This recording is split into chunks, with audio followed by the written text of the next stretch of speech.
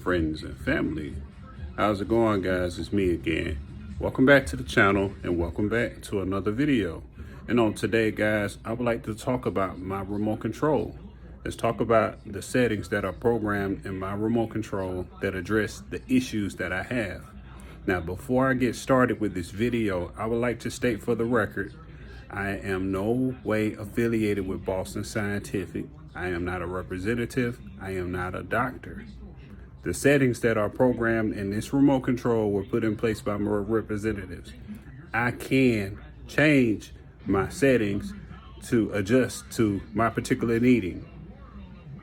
If you choose to try any of the settings on my remote control, please understand that you are doing so at your own risk. All right? So with that being said, let's get to the video. All right, guys, here we are. This is my remote control. As you can see, it's really straightforward. Charger port up top, unlock button on this side, home button, program button, decrease amplitude, increase amplitude, start therapy, press it again to stop therapy.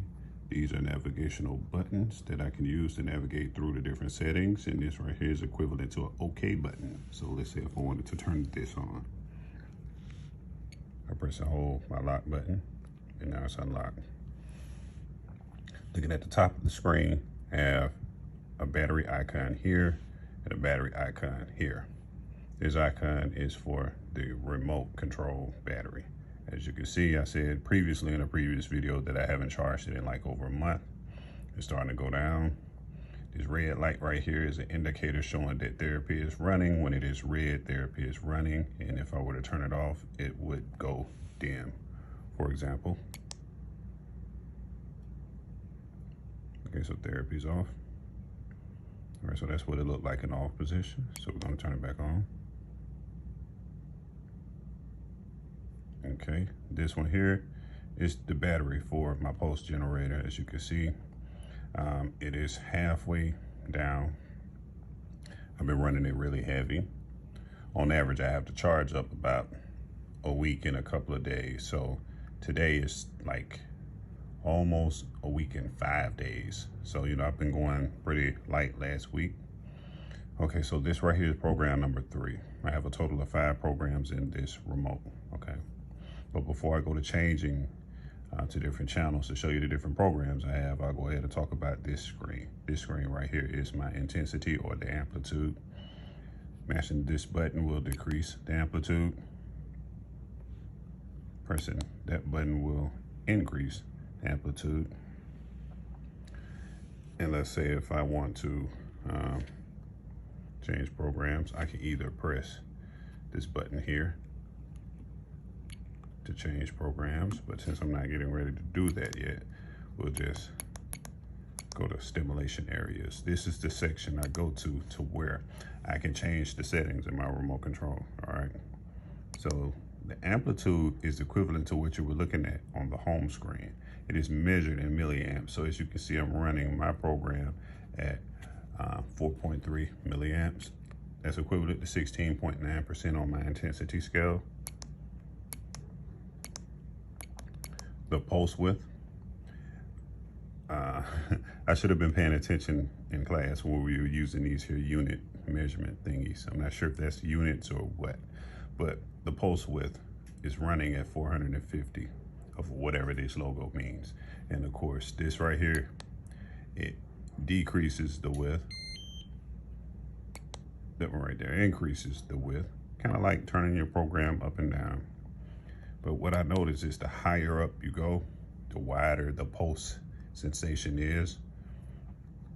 And the rate, this is measured in hertz. I'm at 50 hertz right now. This right here is just like this. It feels like that, you know, but it's not like really, really, really awkward, but you know, it works. 40 hertz is a bit slower. 30 hertz is way much slower. This is the setting that I usually use when I have nerve pain in my legs, you know, from neuropathy. I use that one, or 20.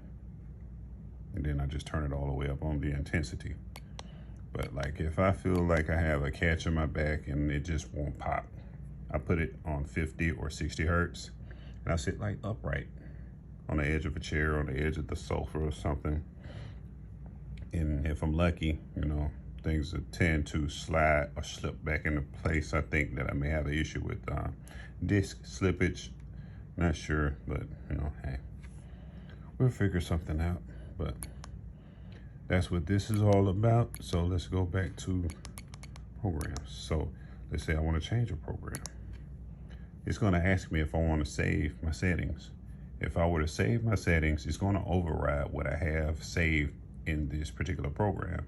If I select no, then once I select this program again, it will bring me back to square one. And I will have to go into each of the settings and get it back to where I need it to be, because once again, I can adjust my remote according to my needs.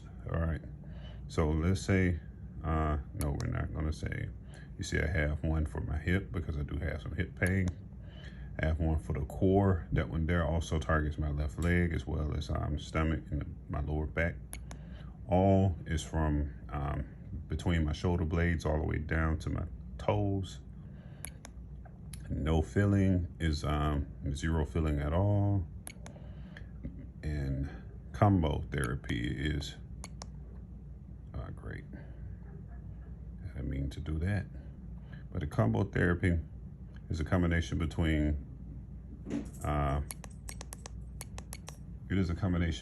paresthesia and no filling, period. But that's everything in a nutshell. I really didn't mean to change my program, so I guess I'll just try no filling today. See how this look. Let's see how I feel. I've been trying everything except for this one. This one used to be my favorite.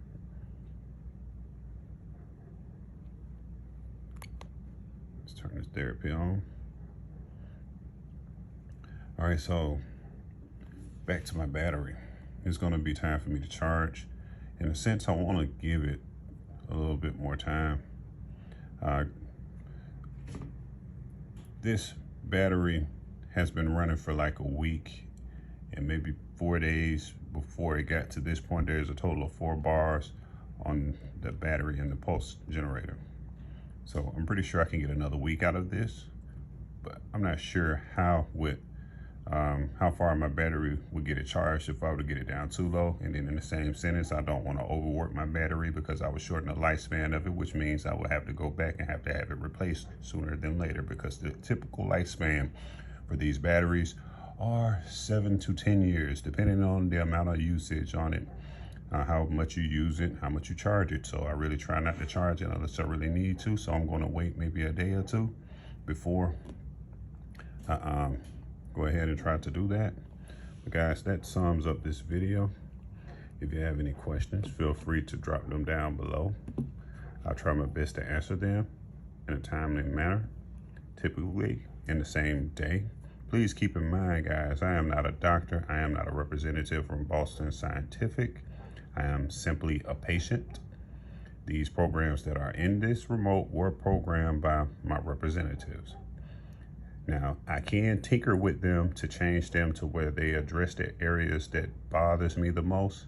But please keep in mind that if you try out any of the settings that are in my remote on your own remote, please understand you are doing so at your own risk. Again, I'm not a doctor. I can't emphasize that enough. So there you have it, guys. That was an overview of my remote control along with my settings. I can't wait till I get my new glasses back because these here, they're kind of crooked. But if you like this video, guys, feel free to give it a thumbs up. If you're not, please make sure you subscribe so you don't miss when I post another video. You know, hopefully I said something that turned on some lights in your mind, or to give you a little bit more relief, or bring some insight, or whatever, you know, whatever is clever. Any questions, drop them down below, and I'll get back with you as soon as I can. So until we meet again, y'all stay safe, you stay blessed, and I'll catch you in the next one. Peace.